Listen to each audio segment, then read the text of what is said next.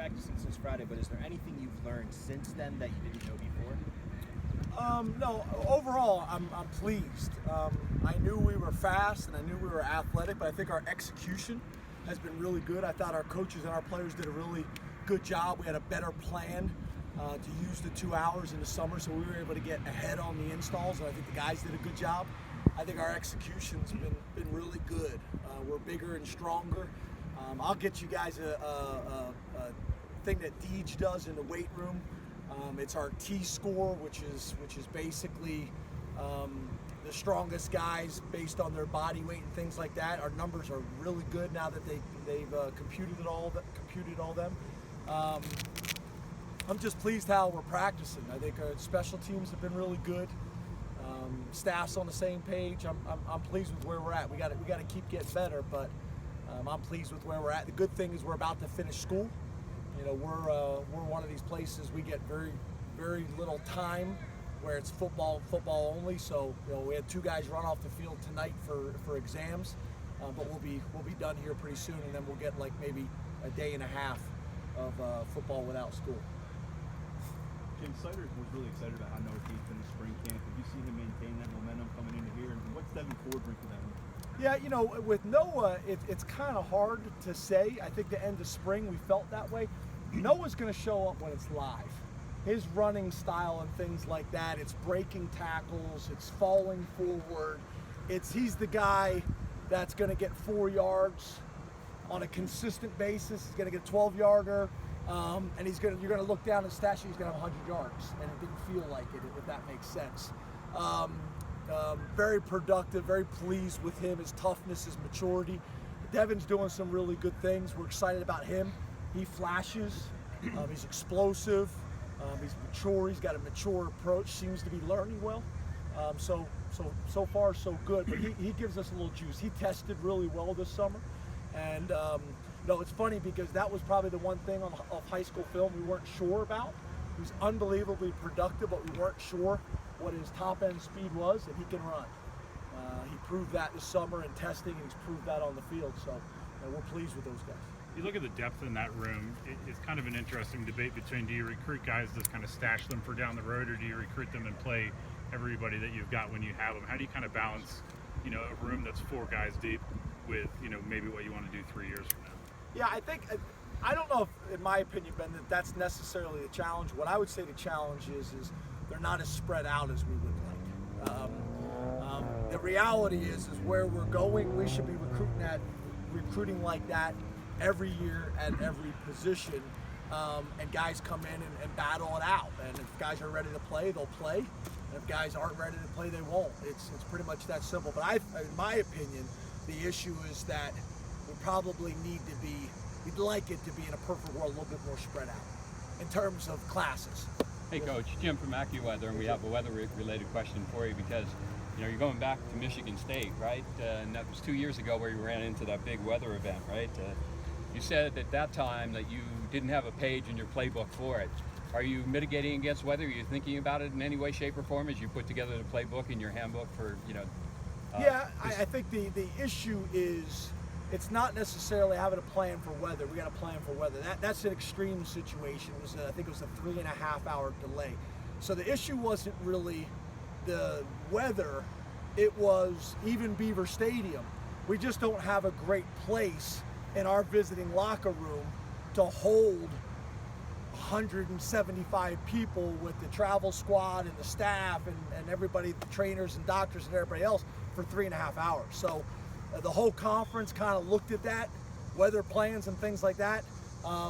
There's just not a great option because people just don't have these massive rooms that they're going to leave open. So obviously we learned from that. We do have a better plan moving forward. Everybody in the conference has a better plan.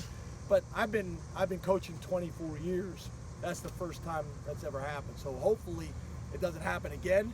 And then I hope this year too. As you guys know, we had a bunch of rain games. So we're depending on you and all your colleagues because at Penn State we just don't report the weather. We have somewhat control. So let's clean some of this stuff up.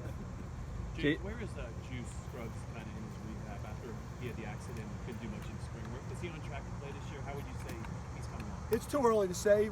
He's progressing. As you guys know, speaking of AccuWeather, we just had a lightning strike back there.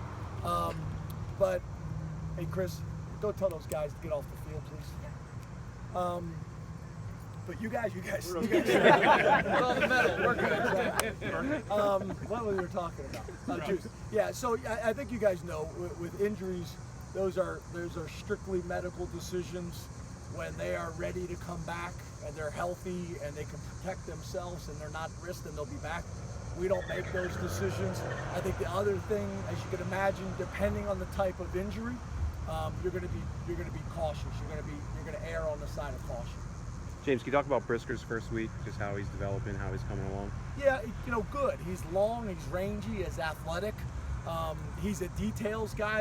I've been really impressed. You guys have heard us talk about championship habits. I see him doing little things probably earlier than I would have anticipated. Little things, the ball's on the ground, he's scooping and scoring. He's got positive energy with his teammates, and I've been impressed with him. I really have. As you guys know, the guys that have come out of Lackawanna, we've had a lot of success with him. Coach Duda does a great job. So he's come in prepared. So we'll keep testing him. Obviously, getting to the stadium will help. Get him some more live work. That one live period we had today will help too. What's your plan to get in the stadium this year? More than last year? Same as last year? Where are you at on that in terms of just how long you've been here and learned about doing that? About the same. We'd like to try to get in the stadium. We'd like to get in there about 4 times, 3 during the day. Try to get a night game, a night practice as well, so they get adjusted to that. But sometimes we'll plan for it, and if it rains, we're not going to go in there and tear up the game field. But we will stay out here. We were out here the other day. It was pouring, and all the players were looking at me. The coach was looking at me like, that indoor looks nice. Why aren't we in there? But I was actually, because we don't get a whole lot of days around here where you get the rain without the thunder and lightning.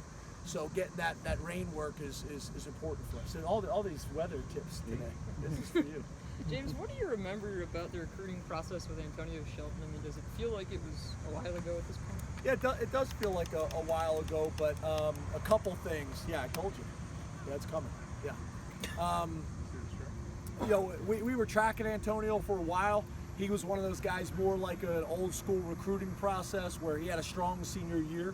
If I remember, he was committed to another school in the Big Ten.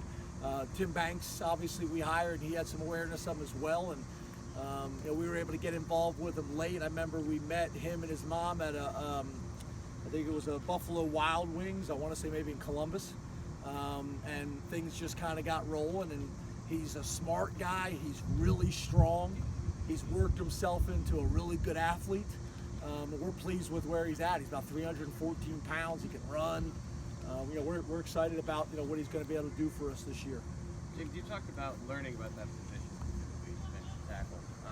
Through a week, what do you feel like you may have known now? Has that started to clear up for you as far as what you know and what you don't know? Yeah, I think the 4 deep right now we feel good about, but I think we're going to need to have 7, that we feel really good about. Some of the guys that we brought in are probably a lot further ahead than I thought. Hakeem Beeman has flashed. He is an explosive guy. He can get his hands inside, can play with great pad level. Our boy Darkwa, literally steps off the plane and we hand him equipment and throw him on the field, and he's been impressive. But what I've tried to talk to the staff about is we can't take anything for granted with him. You can't assume anything. Like we found out this week, he's never practiced more than 2 days in a row on a game week. So just things like that. We want to be all over him to help his transition. It's hard for our guys to transition from New Jersey. It's hard for our guys to transition from Florida or Oregon, like Michael come from Germany. Everything's different. But he seems to be handling it really well. But we want to be there every step of the way with him because we're obviously aware it's a huge transition. You mentioned a couple freshmen. Have any already earned a green light from you guys? No. We've had 10 minutes of live, period. It's way too early. We don't usually do that till as late as possible. And it's changed obviously with the 4 games that we're going to play them. I did have a discussion with them last night. I meet with all the newcomers once a week. I either have dinner with them or breakfast once a week just to see how they're doing and check on them and talk about things like that. You know, when the time comes, the red shirt process, including their parents where we can, because if we got a guy that I know will come back as a fifth-year senior and the master's degree is really important to him and his family, rather than burning his red shirt as a true freshman and maybe playing 3 games or I guess in the new rules 5 games, I want to know that. You know, I want to know, you know, the family and the kid, their perspective on all those things. It's hard to predict 4 years down the road, but we just kind of start talking through all those processes. But we haven't, you know, even come close to we haven't had those discussions with staff yet. Thank you, Coach.